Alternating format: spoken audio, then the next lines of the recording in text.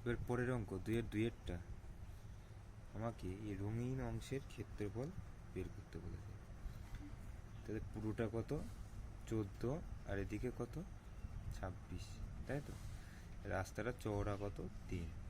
তাহলে এই রাস্তার আমাকে ক্ষেত্রফল বের করতে বলেছে, ঠিক আছে? তাহলে আমি এইটাকে সাইডে নিয়ে যাই।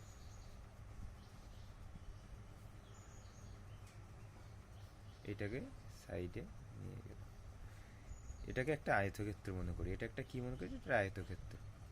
তাহলে এর পুরোটা কত? 26। দৈর্ঘ্য কত?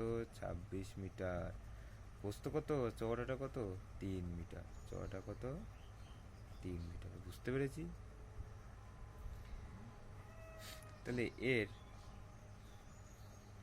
এই প্রথম রাস্তা, এটা কোনটা? এটা হচ্ছে প্রথম রাস্তা। এটা কত? 2 নম্বর রাস্তা। এভাবে বের করতে পারি, আমি বোঝানোর জন্য বলছি। তাহলে প্রথম রাস্তার, আমি রাস্তা দিয়েই বোঝাচ্ছি, তোমরা রাস্তা দিয়ে করবে না, তোমরা আমি ডাইরেক্ট করবে। ক্ষেত্রফল কত? 26 × 3। দৈর্ঘ্য ইন্টু প্রস্থ, যেহেতু ক্ষেত্রফল বের করতে হয়। 26 × 3, 6 18 8, হাতে 1, 3 2 6 1 7, 78। তোমাকে একদম ভেঙে ভেঙে বোঝাচ্ছি। 78 বর্গ মিটার। এবার এইটা বের করি।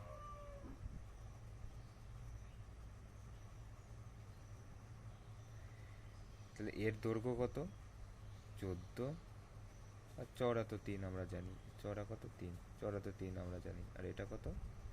এটা হচ্ছে কত? 14। তাহলে দ্বিতীয় রাস্তার ক্ষেত্রফল তাহলে কত হবে? দৈর্ঘ্য ইন্টু প্রস্থ, তাহলে কত হবে? 14 × 3, তাহলে কত হবে? 1442 বর্গ মিটার। বুঝতে পেরেছি? তাহলে এটার কত হলো? 1442 বর্গ মিটার। তাহলে এবার আমরা পুরোটা রাস্তার ক্ষেত্রফল তাহলে কত আমি বের করে দিই। তাহলে সমগ্র রাস্তার, ভালো করে বুঝবে, ক্ষেত্রফল যোগ করে দিলে নিশ্চয়ই বেরিয়ে গেল।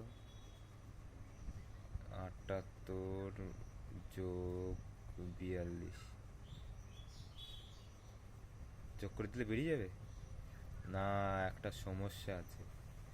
আচ্ছা, তুমি এইটাকে পুরোটা নিয়ে নিলে, এইটাকে পুরোটা নিয়ে নিলে, তা আবার এটাকেও পুরোটা নিয়ে নিলে, তাহলে এই যে মাঝের অংশটাকে, এই যে মাঝের অংশটাকে, এটাকে তো দুবার নেওয়া হয়ে যাচ্ছে। তাহলে এইটার অংশ তো বেশি হয়ে যাচ্ছে। এই মাঝের অংশটাকে আমি একবার এদিকে নেওয়ার সময় এইটুকুকে নিয়ে নিলাম, পুরোটাই নিয়ে নিলাম, আবার এটাকে ধরার সময় এইটুকুকে পুরোটা ধরে নিলাম, তা তো হবে না। যদি আমি এটাকে পুরোটা ধরি, তাহলে এটাকে ধরার সময় এইটুকু বাদ দেবো, ঠিক আছে? আবার যদি আমি এটাকে পুরোটা ধরি, তাহলে এইটাকে পুরোটা ধরার সময়, আয়তক্ষেত্রটাকে ধরার সময় এই মাঝখানে এইটুকু বাদ দেবো। তা কতটুকু বাদ দেবো? মাঝখানেও দেখো একটা বর্গক্ষেত্র তৈরি হয়েছে। একটা কি তৈরি হয়েছে? বর্গক্ষেত্র। সেইটুকু অংশ বাদ দেবো। তাহলে এটাকে পুরোটা ধরে নিয়েছি, ঠিক আছে? এবার এটাকেও পুরোটা ধরে নিয়েছি। এবার এটা ধরে এটা থেকে বাদ দেওয়া যেতে পারে, অথবা এটা ধরে এটা থেকে বাদ দেওয়া যেতে পারে, অথবা পুরোটা ধরে এইটুকুকেই বাদ দিয়ে দিতে পারি। পুরোটা, এটাকেও পুরোটা ধরবো, এটাকেও পুরোটা ধরবো, তার থেকে কি করব? মাঝখানের অংশটা বাদ দিয়ে দেবো। তাহলে বাদ দিয়ে দিই। এটাকে পুরোটা ধরেছি, এটাকে পুরোটা ধরে, মাঝখানের অংশ কি বলেছে? মাঝখানের অংশের একটু ক্ষেত্রফল বের করে নিই, কতটা জায়গা আছে। এদিকে কত? 3 মিটার চওড়া, এদিকেও 3 মিটার চওড়া। তাহলে এটা কি বর্গক্ষেত্র? 3 × 3। তাহলে বাহু স্কোয়ার করলে কত হবে? অথবা দৈর্ঘ্য প্রস্থ গুণ করলে কত হবে? 3 × 9। এর ক্ষেত্রফল কত হবে? 3 × 9। এখানে ছোট করে করছি, মাঝের অংশের নিচে করি। মাঝের এই যে মাঝের অংশের ক্ষেত্রফল, এদিকেও 3 মিটার চওড়া, এদিকেও 3 মিটার চওড়া, তাহলে কত হবে? 3 × 3 সমান কত হবে? 9 বর্গ মিটার। তাহলে এটা থেকে কি হবে, 9 বর্গ মিটার বাদ চলে যাবে। কত হবে দেখি,